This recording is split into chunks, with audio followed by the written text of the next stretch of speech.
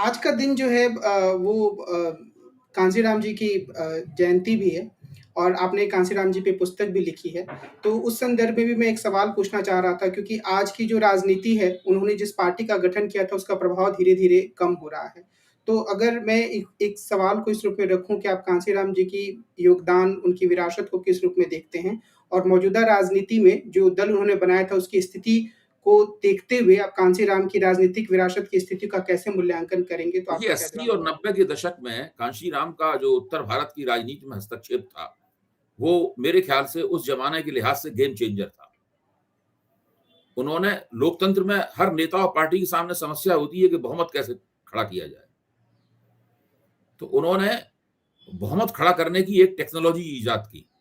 हुँ, हुँ। उसी टेक्नोलॉजी को बहुजन थीसिस वो कहते थे।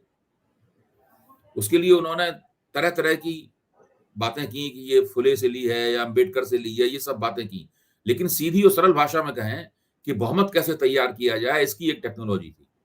उसमें साफ था कि दलित समाज के लोगों को हम जोड़ेंगे, उसके साथ में जो गरीब ओबीसी हैं, यानी पिछड़ी जातियों के जो गरीब ओबीसी हैं, उनको हम जोड़ेंगे और धर्म परिवर्तन कर चुके जो मुसलमान हैं, यानी जो पहले हिंदू थे, यानी कमज़ोर जातियों के थे।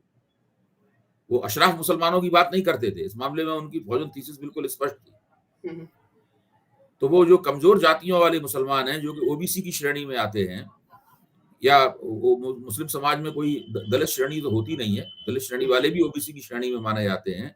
हुँ, इन तीनों को जोड़कर वो एक बहुजन समाज का निर्माण करेंगे, जो कि उनकी पार्टी को लगातार वोट देगा और वो सत्ता में लाते रहेंगे उनको। तो उनके पास बड़े वो इस मामले में बड़े कुशल थे कि वो नए-नए फ़िक्रे बनाते थे। हुँ, हुँ। जैसे वो कहते थे कि हमें मजबूत सरकार नहीं, हमें कमज़ोर सरकार चाहिए। हुँ, हुँ। यानी कमज़ोर सरकार का मतलब ये था कि बहुत पूर्ण सब बड़े बहुमत की सरकार हमें नहीं चाहिए। हमें ऐसी सरकार चाहिए जो कि गठजोड़ सरकार हो ताकि हम उसके साथ अपनी सौदेबाजी कर सकें। वो कहते थे कि हम अवसरवादी हैं, क्योंकि हमें तो अवसर मिले ही नहीं है। हुँ, हुँ। तो हमें जब अवसर मिलेंगे तो हम अवसरवादी अवसरों का इस्तेमाल करेंगे, इसलिए हमें अवसरवादी कहा जाए, तो हमें उससे खुशी होगी। और भी इसी तरह के कई उन्होंने बहुत दिलचस्प फ़िक्रे उन्होंने ईज़ाद किए थे। ये फ़िक्रा भी उन्हीं का था कि ये तिलक तराजू और तलवार, इनको मारो जूते चार। हुँ, ये फ़िक्रा भी उन्होंने ही ईज़ाद किया था।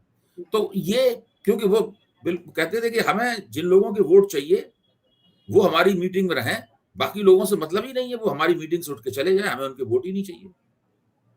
हुँ। और वो अपनी इस पूरी राजनीति में कमोबेश सफल रहे।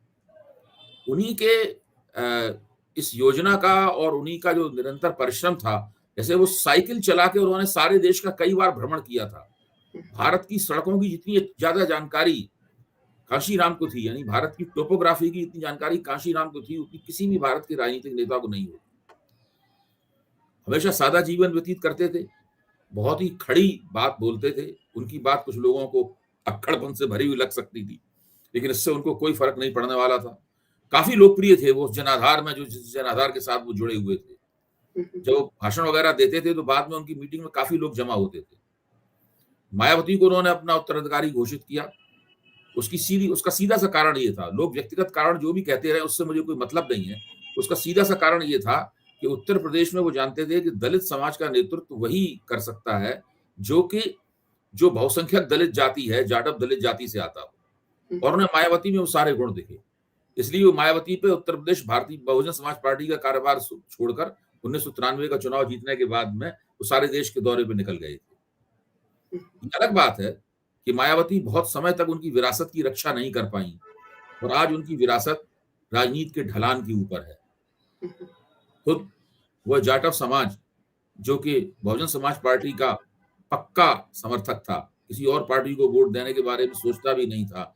पश्चिमी उत्तर प्रदेश में और उत्तर प्रदेश के अन्य भागों में उसने पिछली बार भारतीय जनता पार्टी को बड़े हिस्से ने वोट दिए थे। तो ये अपने आप में बताता है कि आज कांशीराम अगर होते, तो उन्हें ये देख के बहुत दुःख होता कि हुँ। उनकी विरासत जिसका उन्होंने इतनी राजनीतिक प्रतिभा और परिश्रम से निर्माण किया था, आज राजनीतिक ढलान के ऊपर है।